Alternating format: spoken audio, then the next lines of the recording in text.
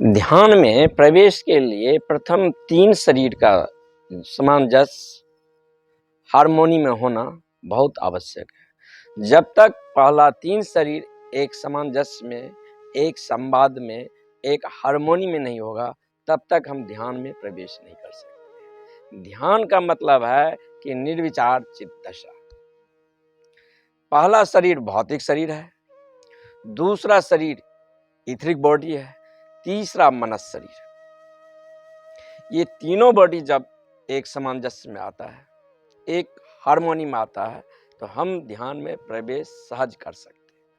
हमारा प्रवेश जो है सिर्फ ध्यान में सहज हो सकता है। तो क्या करें जो कि ये तीनों शरीर जो है से एक हार्मोनी में आए, एक सामंजस्य में हो, एक संवाद हो तीनों के प्रति, ताकि जो है हम ध्यान में प्रवेश कर सके। तो अभी जो हमारी स्थिति है, एक कदम बाएं जा रहा है तो एक कदम दाएं जा रहा है। इसी पल हम सोचते हैं, किसी के प्रति अहिंसा के भाव से, करुणा के भाव से भर जाते हैं, अगले ही पल उसके प्रति हम हिंसा के भाव से, उसके साथ दुर्व्यवहार के भाव से, घृणा से हम भर जाते हैं। अभी जो हमारे चित्त की दशा है सो डमाडोल अवस्था है। तो पहले जो हमारी जीवन में एक लय होना चाहिए, एक स्वर होना चाहिए, एक हार्मोनी होना चाहिए, एक दिशा होना चाहिए, एक लक्ष्य होना चाहिए। ये क्लियरिफिकेशन जब हमारे सामने जब तक स्पष्ट नहीं हो जाएगा, तब तक जो है सो जीवन में एक लयबद्धता नहीं आएगा, जीवन में एक हार्मोनी नहीं आएगा, जीवन में एक संवाद नहीं होगा। अभी करीब करीब हमारा जीवन एक विक्षिप्त मनुष्य की जीवन है। हमारे मन के भीतर जो शोरगुल चल रहा है, 2 मिनट बैठकर मन जो बातें कर रहा है, उस बात को आप एक कागज पर लिख लें और वह कागज आप फिर किसी दूसरे आदमी को दिखाने के लिए आपको हिम्मत नहीं होगा। या आप स्वयं ही मन की आवाज सुन लेंगे तो लगेगा एक पागल, एक मैड आदमी का ये वक्तव्य है। बक बक हमेशा करता ही रहता है। ये जो मेरा मन है हमेशा बक बक करता ही रहता है, बिना कुछ बोले, बिना कोई योजना का, कोई इसका मंतव्य ही नहीं है ये क्या बोल रहा है, नहीं बोल रहा है। एक पागल और एक सामान्य व्यक्ति में हम क्या अंतर कर सकते हैं? पागल तो वैसे हम सभी हैं। अगर हम अपने मन को एनालिसिस कर लें, 10 मिनट का उसका वक्तव्य हम नोट कर ले, तो हम किसी भी आदमी को ये वक्तव्य दिखाने लायक नहीं होंगे। हमें अपनी आप पर शर्मिंदा होना पड़ेगा, ऐसा हमारा मन है। हम एक पर्दे के भीतर हैं, एक सामंजस्य में हैं, इसीलिए जो है सो एक दूसरे को समझ नहीं आता है। भीतर कुछ है, फेस कुछ है। भीतर बेईमानी चल रहा है, बाहर दिखावा के लिए एक ईमानदारी का चोला धारण किए हैं। भीतर घृणा चल रहा है, बाहर दिखाने के लिए एक मैत्रीपूर्ण व्यवहार चल रहा है। जिस आदमी से हाथ मिला रहे हैं, मन होता है भीतर जो मौका मिले तो इसको हत्या कर दे, लेकिन व्यवहार में हाथ मिला रहे हैं। ऐसा हमारा द्वंद्व और संतापग्रस्त है। एक पागल, एक सामान्य आदमी में अंतर एक ही है।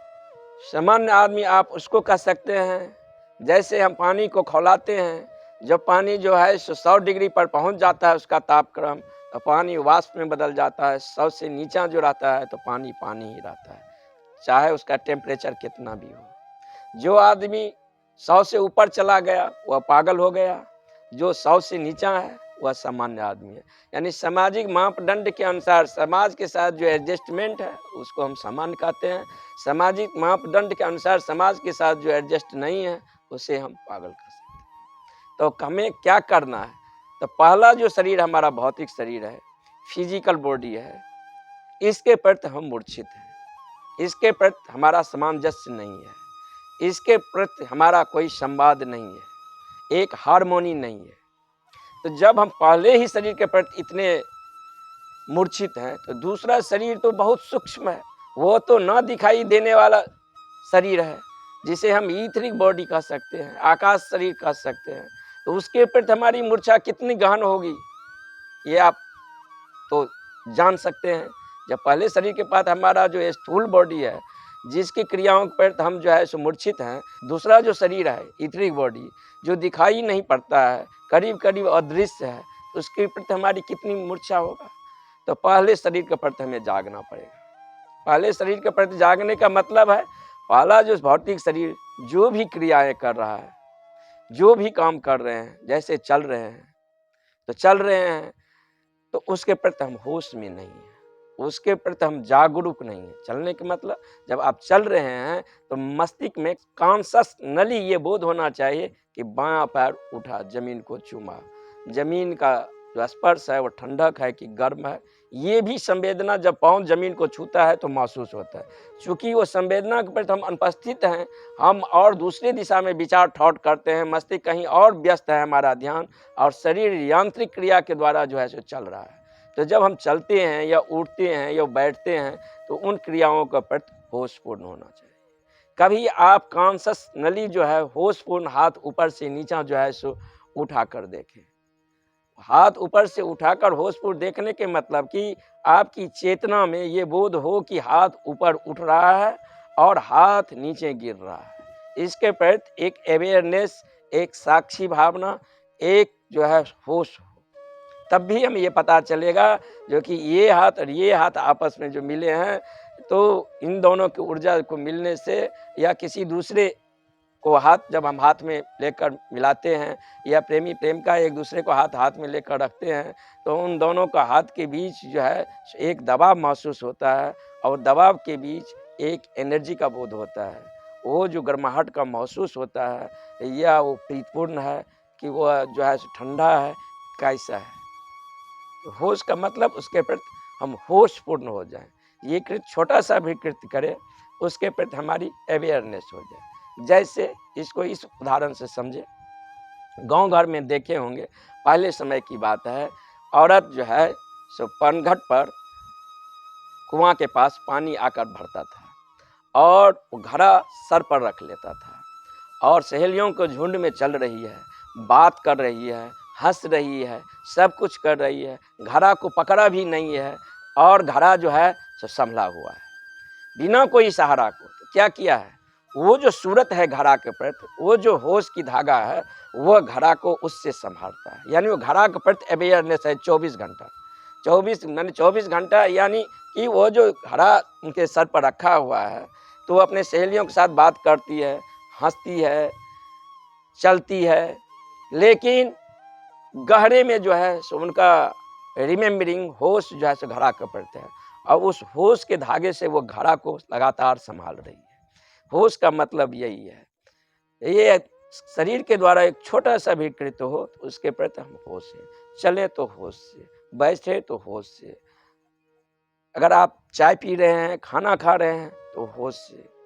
ये क्रियाओं के प्रति हमें होश धीरे धीरे साधना पड़ेगा।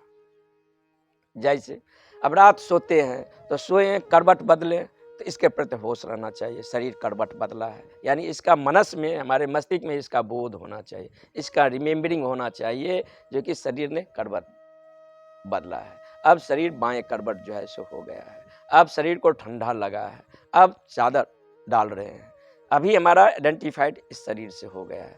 जब हम होश रखेंगे तो इस शरीर से आइडेंटिफिकेशन टूट जाएगा, क्योंकि इस शरीर को, क्रिया को मैं जान रहा हूं तो निश्चित ये शरीर मैं नहीं हूं, क्योंकि मैं जानने वाला हूं। बुद्ध की एक साधक अवस्था की एक घटना है।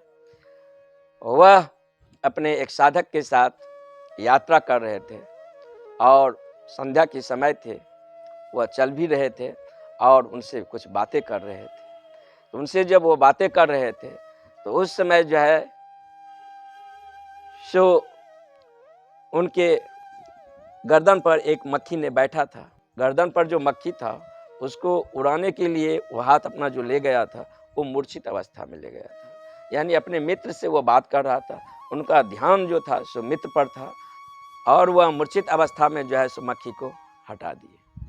फिर जब उनको होश हुआ तो अपने हाथ को इस प्रकार उठा के ले गए जैसे होश में उनको मक्खी को उठाना था, और हाथ को ले गए हैं और मक्खी को वैसे उड़ाए हैं। वो साधक उनसे पूछ रहा है, जो कि मैं जहाँ तक देख रहा हूँ आपके गर्दन पर तो कुछ नहीं है, तो आप जो हाथ जो आप उठा के गर्दन पर ले गए हैं सो क्यों ले गए हैं? तो बुद्ध ने कहा, जो जब मैं तुमसे बात करता था तो मेरा ध्यान तुम्हारे पर था, हाथ यंत्रवत उठा और मक्खी को हटा दिया। अब मैं वैसे उठा रहा हूं जैसे मुझे होश में उठाना चाहिए, और मक्खी को मैं वैसे उड़ा रहा हूं जैसे होश पूर्वक मुझे उड़ाना चाहिए था। तो इस शरीर के द्वारा जो भी कर्म हो उसके प्रति हमें हमेशा होशपूर्ण रहेंगे, तो ये शरीर जो है पारदर्शी हो जाता है, ट्रांसपेरेंट हो जाता है। तब दूसरे शरीर के बीच जो क्रियाएं हो रही है, भाव शरीर के बीच जो क्रियाएं आ रहा है, इथरिक बॉडी से जो क्रियाएं आ रहा है, अब हम उसके प्रति होशपूर्ण होंगे। ये शरीर ट्रांसपेरेंट हो गया है। इस शरीर का हमारा जो है चक्र जो है मूलाधार, वह अपनी दूसरी संभावना को उपलब्ध हो जाएगा। पहला जो उसका संभावना मिले थे प्रकृति से, वह उसको सेक्स था, काम था। अब वह अपनी दूसरी संभावना को जो है सो उपलब्ध होगा, ब्रह्मचर्य को उपलब्ध हो जाएगा। यहीं पर आपको वो मूल बंध जो है सो लगता है। एक तो है जो कि मैं अपने दैनिक जीवन में जो भी कृत्य कर रहे हैं उसके प्रति सदैव होश से, कॉन्शसली उसके प्रति जो है अवेयरनेस से जागरूक रहें। जो भी छोटी सी बात कर रहे हैं, बैठ रहे हैं, उठ रहे हैं, चल रहे हैं, बैठ रहे हैं, छोटी छोटी क्रियाओं के प्रति रखें।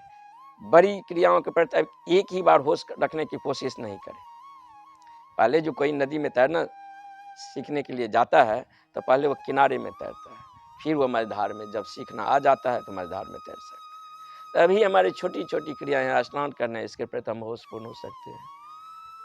हम चाय पी रहे हैं, ये होशपूर्ण हो सकते हैं, उसी क्षण में मौजूद रहें। चाय का स्पर्श जी के साथ, उसकी स्वाद, उसके साथ जो संवाद हो रहा है बॉडी का उस रसायन के साथ, उसके प्रति जागरूक रहे।